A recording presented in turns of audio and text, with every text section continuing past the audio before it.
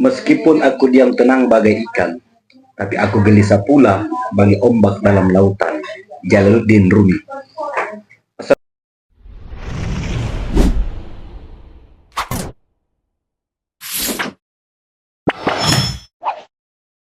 Assalamualaikum warahmatullahi wabarakatuh. Salam sejahtera untuk kita semua, bosku. Jadi di kesempatan kali ini saya ingin berbagi video siapa lagi kalau bukan Ngabalin. Di video kali ini ada momen di mana Ngabalin itu kemudian dikatai sebagai kayu bakar oleh seorang komika, disenggol gitu.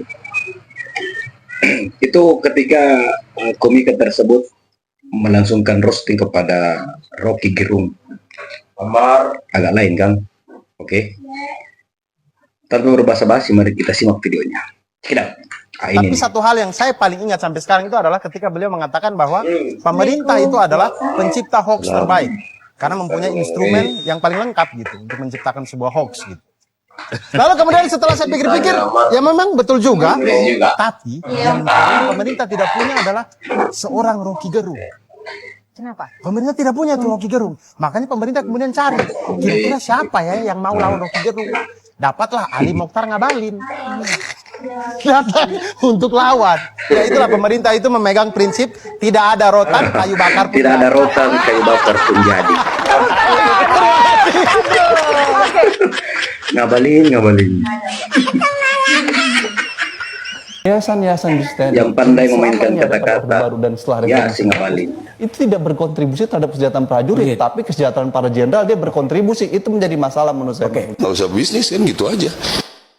Tanggapan dari Kepala Staf TNI Angkatan Darat Maruli Simanjuntak, Bang Ali Mokhtar Ngabalin, tenaga ahli utama KSP, ada dugaan bahwa revisi Undang-Undang TNI ini ingin mengembalikan dui fungsi dan mengizinkan kembali TNI untuk berbisnis. KSP melihatnya gimana sebetulnya TNI bisa berbisnis?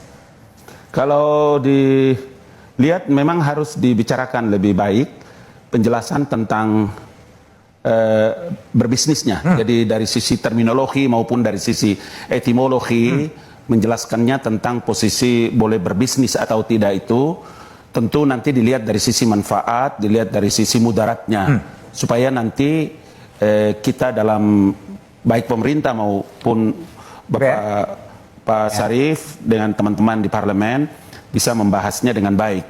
Karena begini, kalau nanti orang melihat itu menjadi satu skeptis terhadap pembahasan undang-undang dan posisi Tentara Nasional Indonesia, itu dua hal yang nanti muncul.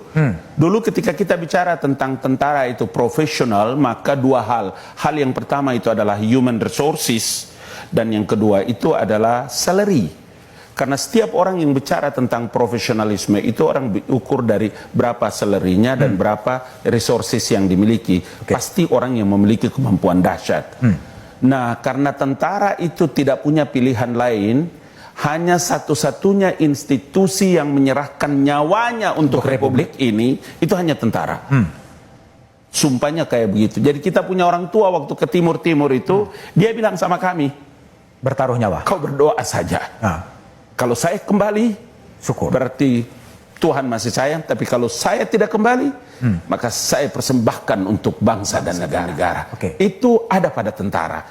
Jadi maksud saya, siapa saja yang menjelaskan tentara, masalah undang-undang khusus untuk tentara ini, kita datar-datar saja supaya menjaga suasana psikologinya tentara.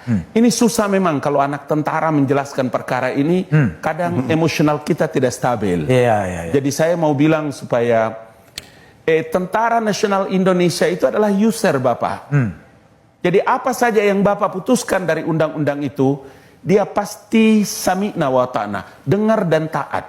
Karena itulah semua orang bicara tentang kepentingan bangsa dan negara, maka saya mau bilang bahwa mari bicara baik-baik. Kalau ada teman-teman usulan inisiatif DPR, masyarakat juga yang ingin untuk melakukan revisi ini, duduk bicara baik-baik. Teman-teman dari NGO, dari luar, Al-A'raf dan kawan-kawan dari luar, ngomong juga baik-baik. Karena kita tidak bicara untuk kepentingan negara lain. Kita bicara tentang negara kita, dan TNI itu tulang punggung Republik ini. Baik. Itu yang saya mau bilang. Tapi nggak boleh berbisnis ya. Oke, Pak Al, jadi Anda lihat membaca apa sih revisi Undang-Undang TNI, perluasan jabatan TNI di sipil, ada diizinkan boleh berbisnis, sebenarnya apa yang Anda bayang sedang terjadi? Bang Ngabalin melawan kepala KSP-nya itu Pak Muldoko. Apa itu? Apa? Kata Pak Muldoko kan nggak boleh berbisnis ya kan? Oke, RUU Udah, TNI. itu clear, itu clear. Tadi, Itu clear kalau juga, Bang. toh nanti kan begini. Iya. Sehebat apapun Jenderal TNI Muldoko, komandanku, kepala staf, berstatement, tapi kan ada pada pemerintah dan Dan DPR. DPR. Oke. Bukan satu orang di sana. Ya. Kalau toh nanti bicara tentang harus berbisnis, bagaimana rule-nya? Rumusannya. Rumusannya, karena untuk mengharapkan orang kembali tentara seperti zaman Orde Baru atau Orde Lama, jangan pernah Anda bermimpi. Ya, Baik, makanya jangan saya mau pernah. bilang begini.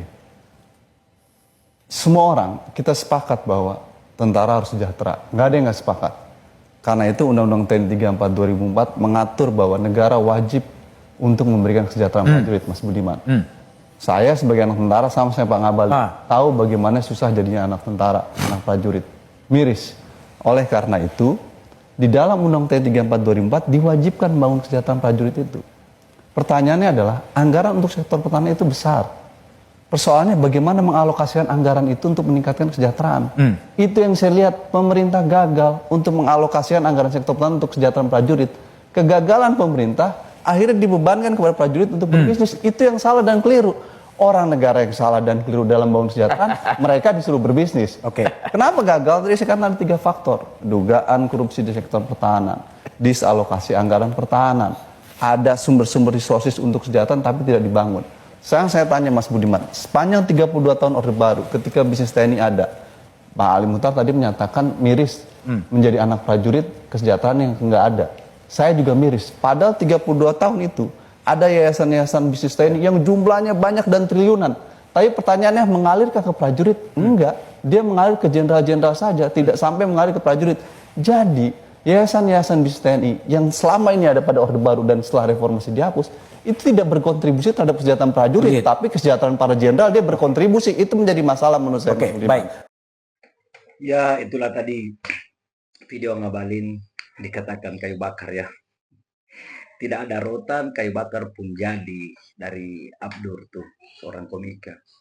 Nah, di video kedua terakhir tadi, itu pembahasan tentang revisi undang-undang mengenai Tentara Nasional Indonesia, di mana pemerintah dianggap gagal dalam mengalokasikan anggaran-anggaran kepada prajuritnya. Sebenarnya itu juga tidak hanya di dunia tentara ya, kayaknya di kepolisian juga kayak gitu. Pemerintah gagal mengalokasikan dana untuk para prajuritnya. Apakah lagi tuh kasihan itu kayak apa ya, Babinsa, yang dimana dia langsung terjun ke masyarakat untuk mengawal, menjaga masyarakat, melindungi masyarakat, tapi ya begitulah. Nah, terkait revisi undang-undang tersebut juga berkenaan dengan adanya jenderal-jenderal yang ditemukan berbisnis. Nah, ini bahaya nih. Oke, bagaimana menurut tanggapan kalian? Silahkan cantumkan di kolom komentar. Sampai jumpa di video selanjutnya. Assalamualaikum warahmatullahi wabarakatuh.